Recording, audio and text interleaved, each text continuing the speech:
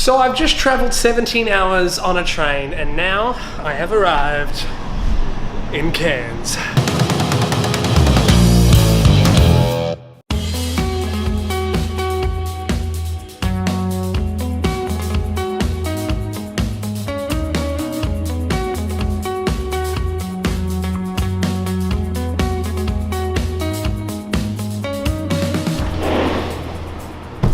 Alright, so I'm in Cairns, and this morning I went for a 10-kilometer run and a 2K hike, which in hindsight seems quite indulgent, seeing as I've got quite a bit of work to do now.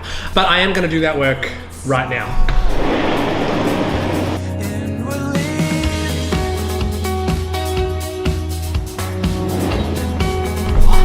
Alright, so every time I get to a new place, I do some...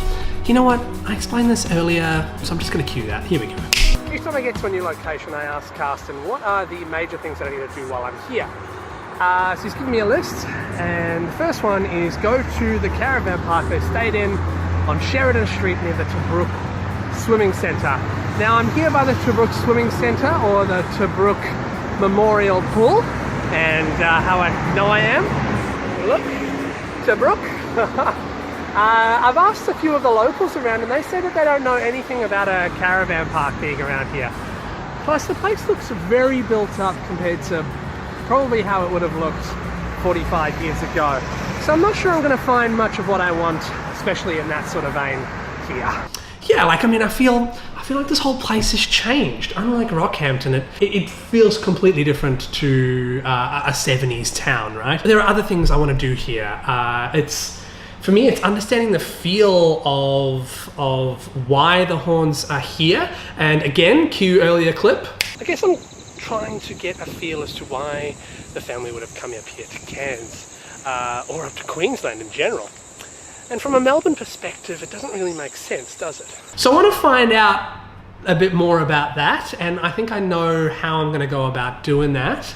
But also, I really kind of loved this idea of starting to gain media attention as I go along. So going on the radio station in Rockhampton sort of made me realize how easy it was to get there. But the one thing that I find is I don't have a good place to send people. If I want people to search this film, what is the first thing that they search? They're probably going to search the Horne Family. Now, none of my individual YouTube stuff actually sends people to there. So nonetheless, I'm going to make a website really quickly on Wix and call it, hopefully it's not taken, call it www.thehornefamilyfilm.com.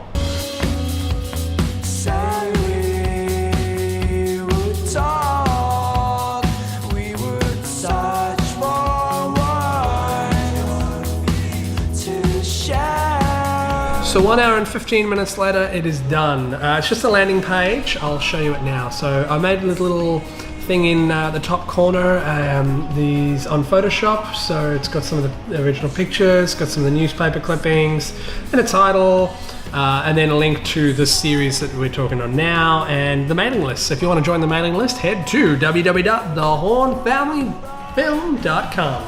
Anyway, I'm getting a phone call. I'll take that quick. Hey there, how are you?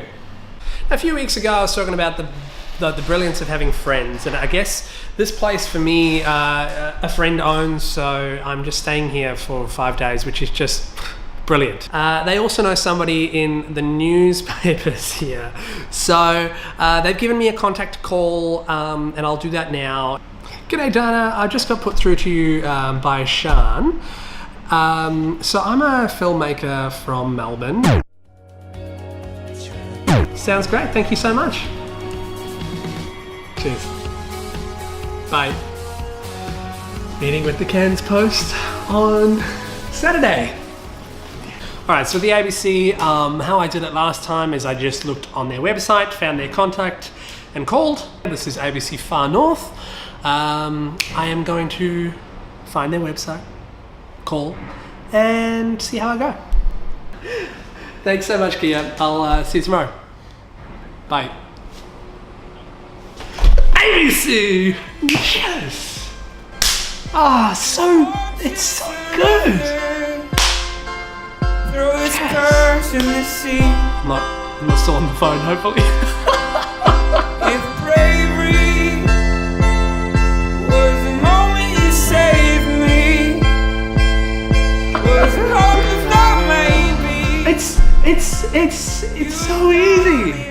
You just call. You just call. Newspaper and ABC. Good, how are you? Thanks. Sorry about that. I'm in the car with Kay. She doesn't want to be shown on camera, so I won't show her on camera. She's very shy. But nonetheless, we're off to go to a spot where the Hornes went back in 1973. Now, the father used to sing at a pub in the suburbs called the House on the Hill. It was used in World War II as a base, was it? I think radio, yeah. As a radio base? Sort of Something like that. And then it was a nightclub in the late 60s and 70s.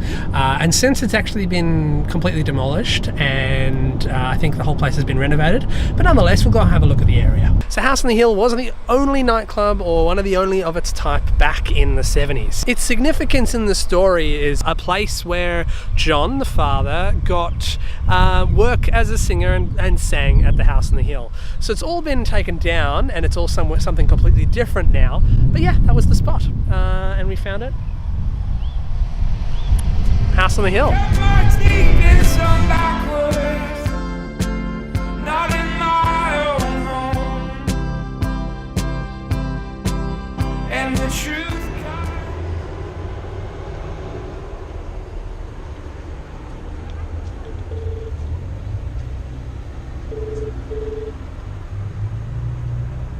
ABC, pull on the door now. Alessandro, this is a story obviously you're very interested in telling. In what form are you wanting to tell this story? Well, when I first heard the story, I heard it through the eyes or through the words of the youngest child. And he told it to me with such innocence and wonder and naivety. And I just think it has a wonderful making of a really Australian feature film. Not a documentary, but a live action feature film. Yeah, because it's an incredible story as well. It's something that is kind of sits at a level which is almost unbelievable. It's almost fantastical. Alright, that's my second radio interview for this film done. And now off to the library. So can you hear that sound?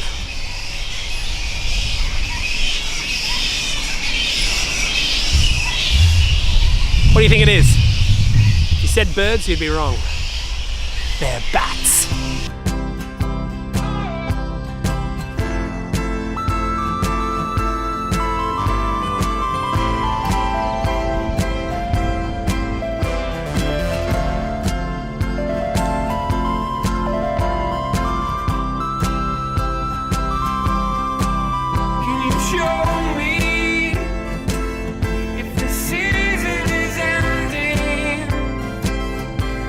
My time in Cairns is slowly coming to an end. Not completely finished though. Today at 11 AM I've got photos and interview with the Cairns Post, which will be nice. But this place is really beautiful. It really has surprised me how gorgeous this place is. I mean, just look at it. And I've been really lucky with the weather. The weather has been just beautiful. 30 degrees, 29, 30 degrees every day. There's been rain, but the rain sort of felt like cooling, and if you got in it, it's actually quite nice. And it comes back to the question that I posed earlier in this vlog. Why did the Hornes want to come up here? Why would they want to have come up here to start this journey and not start it from Melbourne?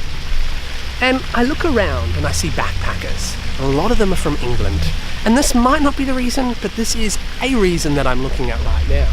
You've got so many people from England here, and I had a chat to a lovely old couple who were talking about, oh, you know, I just love the weather. And I realised the Hornes were only in Melbourne for a short period of time. They were only there for 5 or so years from England. Now, let's play a little scenario in our heads. We've got the family coming over to Australia. That is a huge move. And maybe that was John and Gisela's idea of an adventure. Maybe it was their idea of something completely different. And then you get to Melbourne, which is one of our most colonial cities, and it's cold. You know, they decided to go on this trip just after a winter. Maybe it was one of Melbourne's coldest. Maybe it just felt exactly like England. And if you want to break out of that norm, what do? Well, you think about where it truly is, this idea of Australia. And I heard a few backpackers talking about this being their idea of Australia. The hot weather. teeming with life. There are fish jumping out of the sea. There are pythons as long as anything. There is rainforests and something completely different to an English sort of climate. So maybe this whole adventure started because the English family wanted an Australian, a true, authentic Australian experience. If my eyes were set on you, then I would do my best.